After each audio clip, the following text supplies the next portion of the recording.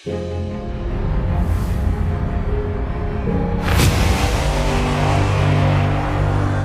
NASA, रूस और चीन और अब भारत।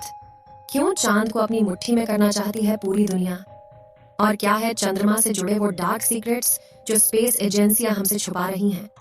जानेंगे धरती से चांद तक के इस रोमांचक सफर के बारे में। दोस्तों, भारत के चंद्रयान 3 ने का विक्रम लैंडर चांद की सतह पर सॉफ्ट लैंडिंग करेगा। वहीं रूस का लूना 25 भी चांद की तरफ रवाना हो गया है, जबकि साल 2024 में नासा भी अपने आर्टेमिस प्रोग्राम के तहत एक बार फिर वैज्ञानिकों को यानी एस्ट्रोनॉट्स को चांद पर भेजने वाला है। और चीन भी जल्द ही एक और मून मिशन करने वाला है। लेकिन अब सवाल आता है कि इन सभी देशों को चांद पर ऐसा क्या दिख गया जो चारों ओर चांद पर पहले पहुंचने की होड़ मची हुई है? और चांद से जुड़े ऐसे कौन से रहस्य हैं जिनसे से पर्दा उठाते ही हमारा चांद को देखने का नजरिया ही बदल जाएगा? जानेंगे पृथ्वी से चांद तक के इस रोमांचक सफर की कुछ खास बातें। तो जल्दी से अपनी कुर्सी की पेटी बांध लीजिए और पूरा वीडियो जरूर देखिए। दोस्तों, चांद हमारी पृथ्वी से 3,84,400 किलोमीटर दूर है और अगर हम सीधा रास्ता पकड़ते हैं तो इसी के आसपास डिस्टेंस में ही हम चांद की सतह पर पहुंच जाएंगे।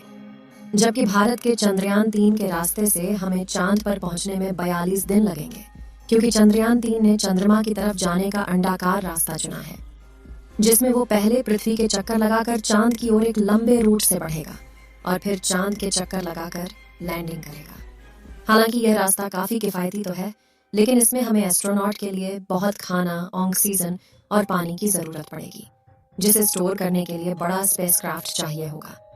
और इस रास्ते से जाने पर 30 लाख किलोमीटर की दूरी तय करके हम काफी थक भी जाएंगे।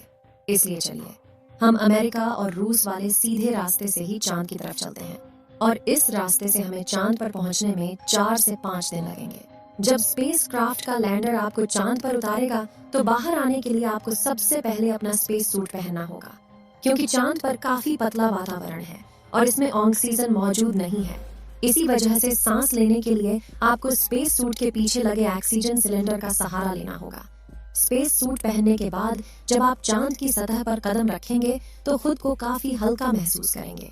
दरअसल चंद्रमा का गुरुत्वाकर्षण पृथ्वी से 6 गुना कम है, इसलिए अगर पृथ्वी पर आपका वजन 60 किलोग्राम है तो चांद पर यह सिर्फ 10 किलोग्राम हो जाएगा। इसी वजह से पहली बार चांद पर कदम रखते ही शुरुआत में आपका बैलेंस बिगड़ेगा और आप चलने के बजाय उछलते हुए नीचे भी गिर सकते हैं। इसलिए चांद की सतह पर संभल कर कदम रखना जरूरी है। खैर, अब चांद की सतह की बात करें तो यहाँ पृथ्वी की तरह सीधे रास्ते नहीं बने हुए हैं, बल्कि चांद की सतह ऊबड़ खाबड़ है और यहाँ जगह जगह पर चट्टानें, पहाड़ और बड़े बड़े क्रेटर यानी गड्ढे हैं। चांद पर यह गड्ढे तो 20 सालों से गिर रहे उल्का पिंडों की वजह से बने हैं और ये 100 सेंटीमीटर से लेकर 25 किलोमीटर तक बड़े हैं। वहीं चांद की मिट्टी यानी कि लूनर सॉइल बिल्कुल ज्वालामुखी से निकलने वाली राख जितनी पतली है और इसका रंग भी पृथ्वी की मिट्टी से ज्यादा डार्क, बिल्कुल सीमेंट की तरह होता है। इस मिट्टी में खुरदरापन न होने की वजह से आप जैसे ही इस पर कदम रखेंगे तो आपके पैरों के निशान बन जाएंगे, जिस वजह से चांद पर सबसे पहले कदम रखने वाले एस्ट्रोनॉट नील आर्मस्ट्रॉन्ग और बज एल्ड्रिन के पैरों के निशान आज भी मौजूद है। अब चांद की खूबसूरत जमीन देखने के बाद साथियों, आप अपनी नजरें जब ऊपर की तरफ करेंगे तो आपको हमारी पृथ्वी भी दिखाई देगी। जैसे पृथ्वी पर चांद का उदय होता है, वैसे ही चांद पर भी पृथ्वी का उदय होता है। बस फर्क इतना है कि पृथ्वी से देखने पर चांद काफी छोटा लगता है और चांद से देखने पर पृथ्वी बहुत बड़ी दिखाई देती है। और यहाँ से धरती की खूबसूरती देखकर आप खुश हो जाओगे। अब अगर आप चांद के उत्तरी ध्रुव पर लैंड करोगे तो आपको अपने आसपास भूतकाल में फैले हुए स्पेस मिशन के स्पेसक्राफ्ट और सैटेलाइट के टुकड़ों के साथ प्लास्टिक बैग में भरा हुआ कूड़ा भी दिखेगा। ये कूड़ा नासा के उन 12 एस्ट्रोनॉट्स ने फेंका है जो चांद पर जा पाए। दरअसल इन बैग्स में इनका मलमूत्र और खाने के रैपर्स और बिस्किट है। वहीं अगर आप चांद के दक्षिणी ध्रुव पर उस जगह उतरते हैं जहां 4 साल पहले चंद्रयान 2 क्रैश लैंड होकर गिरा था, तो वो आज भी आपको उतनी बुरी कंडीशन में ही मिलेगा, क्योंकि क्रॉस लैंड होने के बाद न तो वह बारिश और न ही तूफानी बवंडर से रूबरू हुआ है। इसलिए अगर आप उसे अपने स्पेसक्राफ्ट में फिट करके पृथ्वी पर वापस ले आए तो उसे ठीक करके वापस भेजा जा सकता है। दोस्तों, आप यह तो जानते ही होंगे कि स्पेस के सभी ऑब्जेक्ट्स पर अचानक उल्का पिंडों की बारिश हो जाती है। यह तो अच्छा है कि पृथ्वी की मैग्नेटिक फील्ड इन उल्का पिंडों को या तो साइड में धकेल देती है या फिर ग्रेविटी और एटमॉस्फेयर इसे धरती तक पहुंचने के पहले ही जलाकर राख कर देते हैं। लेकिन चांद की मैग्नेटिक फील्ड पृथ्वी के मुकाबले काफी कमजोर है। इसकी ग्रेविटी भी कम है और यहाँ घना वातावरण भी मौजूद नहीं है। इसी वजह से चांद पर लगातार उल्का पिंडों की बारिश होती रहती है। ऐसे में कोई भी उल्का पिंड गिरकर आपको पल भर में मौत के घाट उतार सकता है। इसलिए आपको उल्का पिंडों पर नजर लगाए बैठे कमांड सेंटर के वैज्ञानिकों से लगातार संपर्क बनाए रखना होगा। अब अगर आप सोच रहे हैं कि आप अपने किसी दोस्त या फिर लाइफ पार्टनर को चांद पर साथ लेकर जाकर गप्पे लड़ाते हुए अपने मून मिशन पर काम करें, तो आपको बता दें कि ऐसा मुमकिन नहीं है, क्योंकि चांद पर वातावरण न होने की वजह से साउंड वेव चल नहीं पाते। यानी कि अगर आप अपने साथी को कुछ बोलेंगे तो वह आपके होंठ हिलते हुए तो देखेगा, लेकिन आपकी आवाज नहीं सुन पाएगा। इतना ही नहीं, चांद पर आपको अपनी आवाज तक नहीं सुनाई देगी, मानो जैसे मोबाइल की तरह किसी ने आपको भी साइलेंट मोड पर डाल दिया है।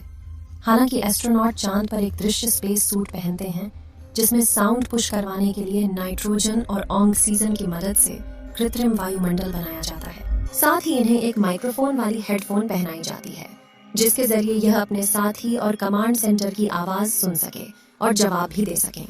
अब दोस्तों, चांद पर अपने काम को पूरा करके जब आप सोने जाएंगे तो सुबह आपको सूरज की रोशनी नींद से नहीं जगाएगी, क्योंकि चांद को अपनी धुरी पर घूमने में 28 दिन लगते हैं, जिस वजह से चंद्रमा पर एक दिन 14 दिन का होता है और 14 दिन की रात होती है। यानी कि वहां का एक दिन पृथ्वी के 28 दिन के बराबर होता है।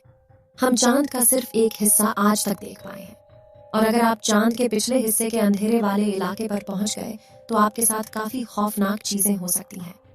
बता दें कि चांद पर कई सालों से सोच कर रहे कुछ वैज्ञानिकों का यह भी कहना है कि भूतकाल में वहां कोई एलियन सभ्यता बसी थी। चंद्रयान 1 ने चांद की सतह पर वाटर आइस और हाइड्रोप्लस के रूप में पानी की खोज की है, जो इंसानों के जीवन के लिए काफी जरूरी है। इसके अलावा अंतरिक्ष में चांद ही पृथ्वी के सबसे करीब है, इसलिए भविष्य में वहां जाकर बसना हमारे लिए काफी किफायती साबित होगा। वहीं यहाँ पर हम एक और स्टेशन भी बना सकते हैं। इन्हीं कारणों की वजह से सभी स्पेस एजेंसी चांद में सबसे ज्यादा दिलचस्पी दिखाती है। तो दोस्तों, अगर भविष्य में मौका मिले तो क्या आप चांद पर जाकर बसना चाहेंगे? अपनी राय कमेंट में जरूर बताएं। आज के लिए इतना ही। आपकी आखिरी जिम्मेदारी इस वीडियो को लाइक करके शेयर करने की है। इसे ज्यादा से ज्यादा मित्रों तक शेयर करें ताकि उन्हें भी जानकारी मिल सके। और भी ऐसी ही नॉलेजेबल वीडियो के लिए अपने भरोसेमंद चैनल को सब्सक्राइब जरूर करें और बेल आइकन को ऑल पर सिलेक्ट करना बिल्कुल ना भूलें। वीडियो को अंत तक देखने के लिए धन्यवाद।